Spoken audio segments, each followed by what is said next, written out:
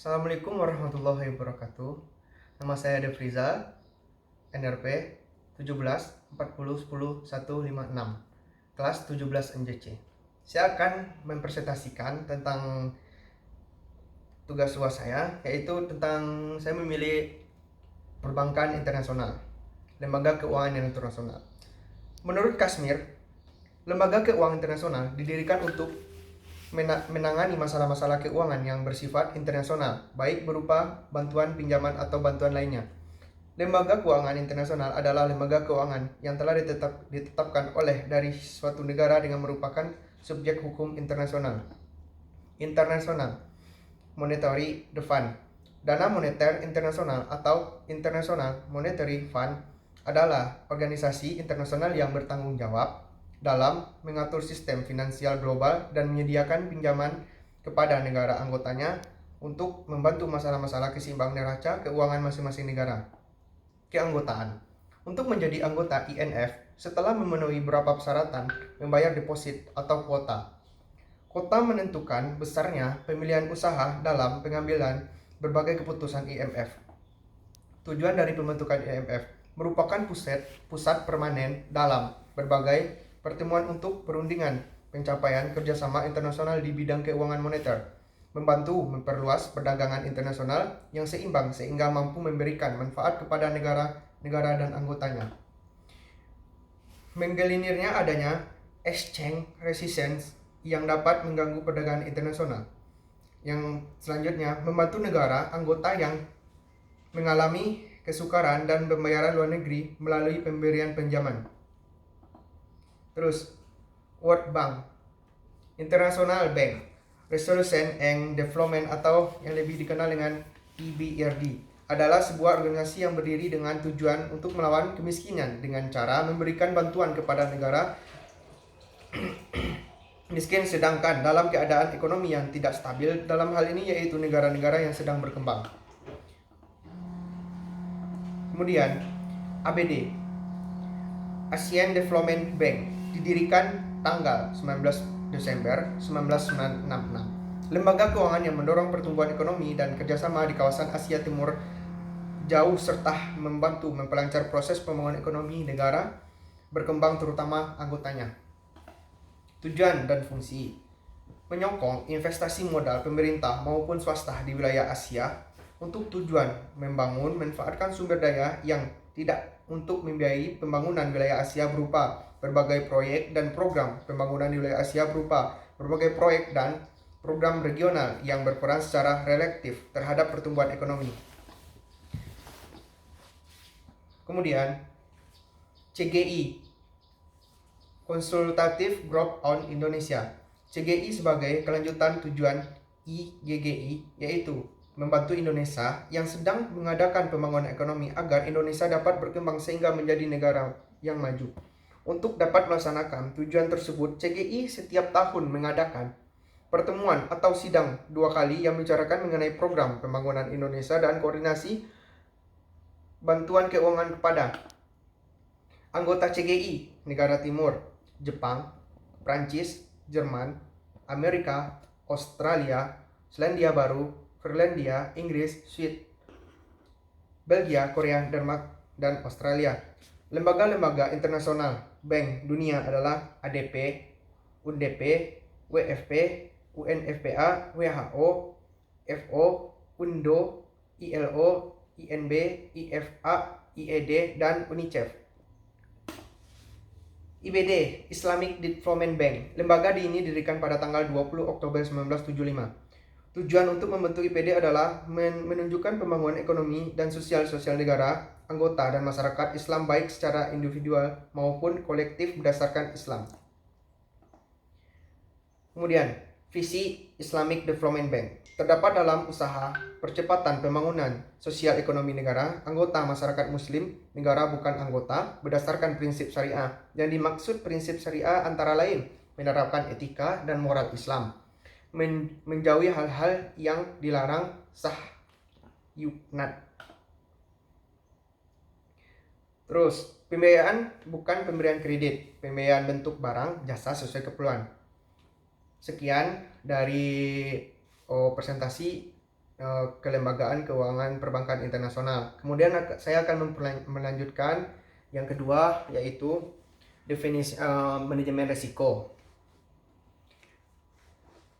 Manajemen risiko adalah suatu pendekatan terstruktur metodologi dalam mengelola ketidakpastian yang berkaitan dengan ancaman satu rangkaian aktivitas manusia, termasuk strategi yang dapat diambil lain, memindahkan risiko kepada lain, menghindari risiko, mengurangi efek negatif risiko, menampung sebagian semua konsekuensi risiko tertentu. Mengapa manajemen risiko? Tentu masyarakat tentang peningkatan good governance, manfaat keputusan yang lebih efektif. 2. Efektivitas dalam pelaksanaan program-program atau kegiatan. 3. Efektivitas pengusahaan dan penggunaan sumber daya. Proses manajemen risiko. Enterprise Risk Management ERM adalah suatu proses yang dipengaruhi oleh Board of Director dan personel lain dalam suatu organisasi, diterapkan dalam setting, strategi, dan mencakup organisasi secara keseluruhan. Desain untuk mendeteksi kejadian potensial yang mempengaruhi suatu organisasi untuk memberikan jaminan cukup pantas berkaitan dengan tujuan organisasi. Identifikasi tujuan. Kerangka manajemen risiko yang dibangun dalam suatu organisasi dimaksud dengan tujuan dibagi menjadi 4 kategori. Yang pertama, strategik. Yang kedua, operation. 4, operating. Dan yang keempatnya, completion.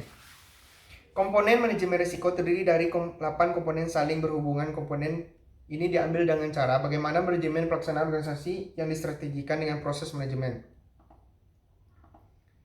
Terus, filosofi manajemen risiko. Seperangkat keyakinan dan perilaku yang didasarkan bersama mencirikan berbagai organisasi mempertimbangkan risiko dalam segala aspek organisasi. Risk appetite, risiko dalam wawasan tingkatan luas di mana organisasi masih dapat menerima. Kemudian komitmen terhadap kompetensi, pengetahuan, dan keahlian yang dibutuhkan untuk melaksanakan tugas-tugas yang dibebankan. Struktur organisasi suatu kerangka untuk merencanakan, melakukan, pelaksanaan, mengendalikan, dan memantau berbagai aktivitas. Pembinaan berwenang dan tanggung jawab, tingkatan di mana setiap individu dan setiap memberikan dan didorong untuk menggunakan inisiatif untuk mengarahkan berbagai isu, memecahkan masalah-masalah sebatas yang menjadi tanggung jawab. Kemudian, tujuan ditetapkan di tingkat strategi dan menjadi dasar untuk menentukan tujuan operasi, pelaporan, dan kepatuhan setiap organisasi menghadapi berbagai macam risiko, baik berasal dari sumber internal maupun eksternal. Penetapan tujuan merupakan persyaratan untuk efektif proses identifikasi kejadian, penilaian risiko, respon, tahap risiko. Tujuan menjadi acuan menentukan risk appetite organisasi, yaitu organ bertoleransi risiko organisasi yang dapat diterima, sedangkan risk tolerance adalah tingkat ukuran yang dapat berkaitan dengan pencapaian tujuan organisasi.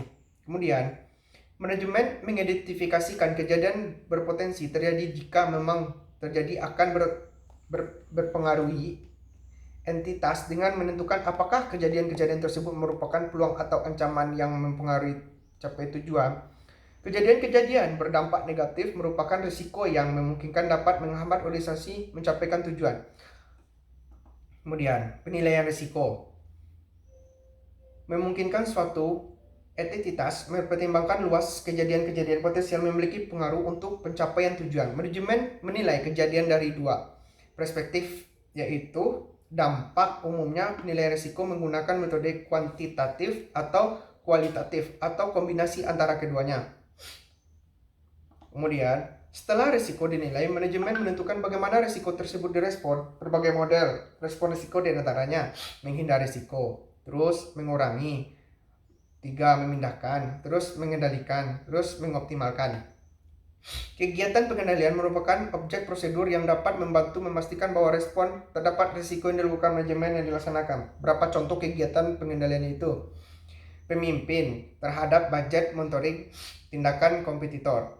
Fungsi atau aktivitas berlangsung manajemen, misalnya rekonsiliasi, pesan informasi, misalnya pengendalian operasi sistem, pengendalian atas sistem, implementasi membantu Dester dan Covering Plan.